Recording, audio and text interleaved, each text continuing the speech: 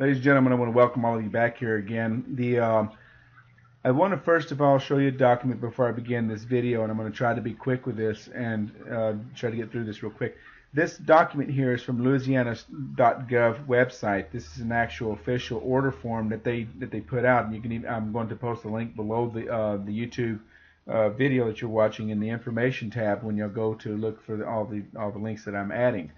Anyhow, this document here is an order form to order 200,000 death certificates, and this order form is to be completed by June the 30th of 2013. The order was originally placed on July the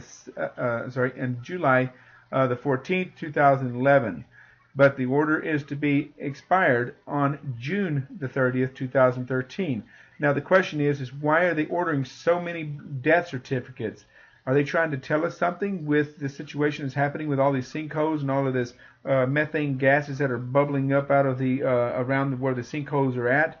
Are they trying to say that that a mass amount of people are going to die and they need to prepare their death certificates?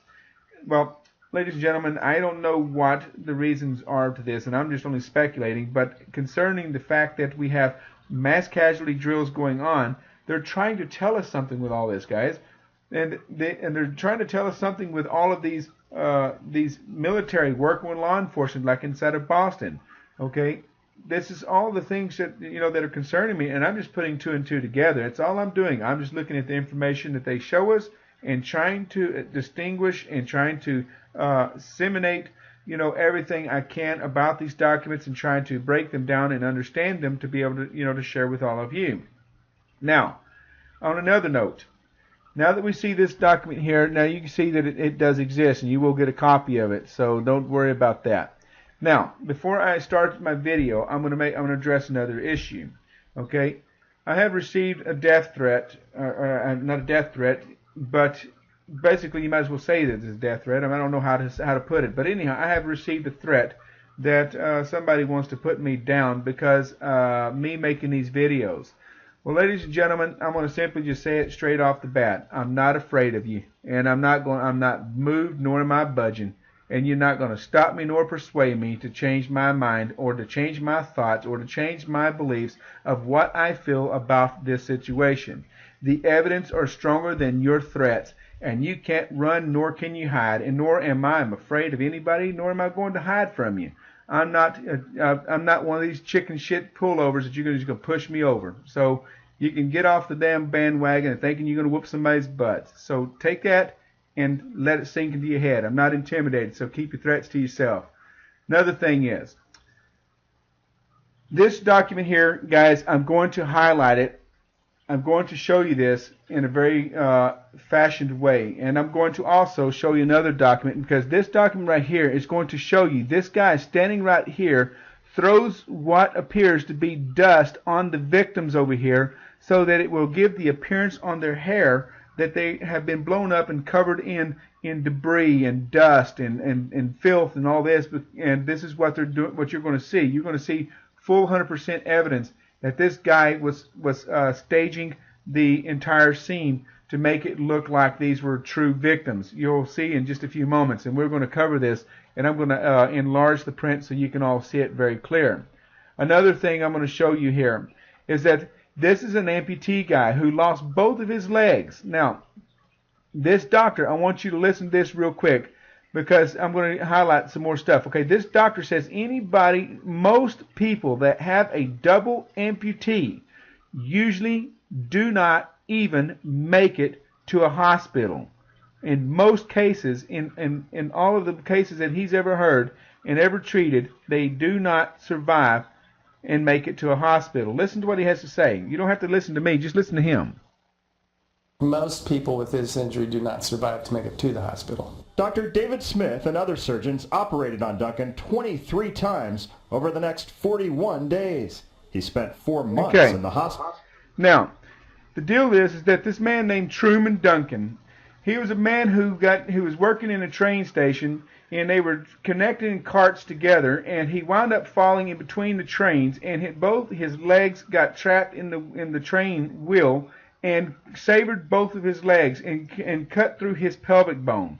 Now, The only thing that saved this man's life was the train itself, because when it severed all of his arteries, it stopped on top of his artery, which meant that it pinched his arteries from bleeding out.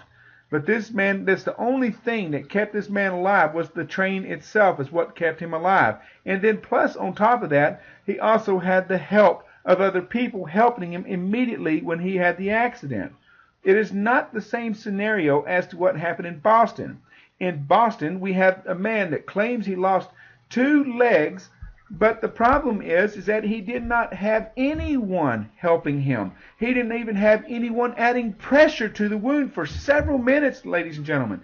And this is also impossible, because you also got to take into consideration he severed both arteries. This is what they're trying to tell all of you. But it is simply impossible to survive that long period of time with no help and no one adding or applying a tourniquet on the wound to stop the bleeding from the arteries. And that's what went wrong in this story that you're all listening to at Boston. This guy was clearly a fraud. And I made a video showing you that he is not Jeff Bowman, as we all thought he was, as the media keeps trying to say he is. And even the people on here that were trolls even try to keep arguing with me that he is Jeff Bowman. Well, I still believe that he was Nick Vogt, okay? But here's the problem. We found out he is Nick Vogt because we found out his left hand was actually missing a pinky finger, the same as Nick Vogt did in his tour duty inside of Afghanistan. He lost both of his legs and he lost his pinky. Well, we showed you a video that shows this man had lost his pinky, and I pointed it out to you. Well, that still hasn't got you to believe it. Now watch watch this next clip, and you're going to see that it was a staged event as well. Not just only the hand thing, not just only the amputee guy, but even this story right here. Okay? This story right here is going to blow your mind, so hang tight. We're going to get to this in just 1 second. Okay, let me get it set up. And ladies and gentlemen, in this clip, I want you to pay very close attention, because I'm going to only show this only a couple of times, and this video is going to be over with. I want you to pay very close attention to this. Watch careful to this play. I'm going to mash play, and I want you to watch. Watch careful. You're going to see this guy right here. Right here. He's going to douse the victims that are on the ground with some kind of dust particle. And I don't know what kind of dust particle it is. Watch him. Here it goes. And it clips over to that side. And it goes right, and it's going to go right back over to this guy. Watch. Watch him careful. Watch careful. Watch careful. I'm pausing it frame by frame, so you can see it. Now watch him. He bends over, and he's laying over all the people below him. And then, there. Now, we're going to zoom in over on this right here, and you're going to see that this is not a blanket, as some of you thought it was. Let's focus and zoom in on that one spot right there, okay? So you can all see it. Okay? I'm going to take the next frame. Do you see how all this... Do you see this little powdery stuff right here? Let me go ahead and zoom in a little bit more closer so you can see it. Does that look like a blanket to you guys? See how it's all broken up? How it's like a powdery substance and flaky? Looks like powder had been thrown on these people. Now I'm going to make the next frame. Watch here. Watch careful. I'm going to go back to it. Don't worry.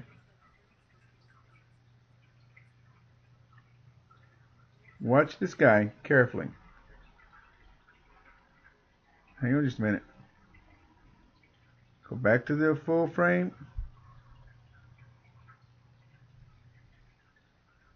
Watch careful. Now watch him here, just real quick. Watch his hands.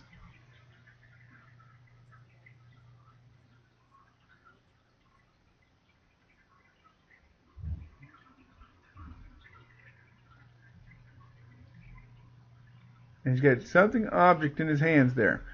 Now, I'm going to zoom in just a little bit closer just so you can get a little bit more better picture of this. Watch. Boom, he's got something in his hands. He bends over, and there's not a damn blanket in his hands, guys. That is paper. Watch. He bends up and he yells at them. He says, move. He tells them to move. You see his lips? I'm going to zoom in so you can see his lips so you can see that he's telling them to move. Okay? He hollers out at them because he's getting ready to throw something on them. Alright? You see his lips? Move. This is what I see in his face. Okay? He hollers at them. Okay? And watch this. He raises his hands up. He raises it up more. And there. He throws it out. A powdery substance. Look. And it spreads even further out openly. What kind of shit is this, ladies and gentlemen? This man clearly is setting the stage to make it look like these victims were severely injured, and so that they can use this powdery substance to put on their wet hairs, where they put the fake blood on their wet hairs or water, whatever it is, and they can pack this in there so it would give the appearance of a victim who has been doused with, how you say, debris from the bomb blast. This is evidence at its best, ladies and gentlemen. And thanks to this person who found this and who had spotted this, her name is Rainbow to Sun. I want to say thank you for showing us all of this videos, and I hope that you watch this video, because this is a shout out to you, and this is the credit for your findings. And I hope that you allow us to use this video, because it's definitely revealing that and giving more evidence and proof that this entire scene was staged. Ladies and gentlemen, this is your life. And in spite of all the threats that I'm receiving by some of these people that cannot handle the truth, and they got to only just sit there and threaten somebody, this has got to do with their lives as well. Everybody is all a part of the game. So, it's either you wake up now or wait till it's in your neighborhoods. And by saying that, keep up with the next video, because I got something even much more disturbing. So, y'all hang tight. And thanks, guys, for listening.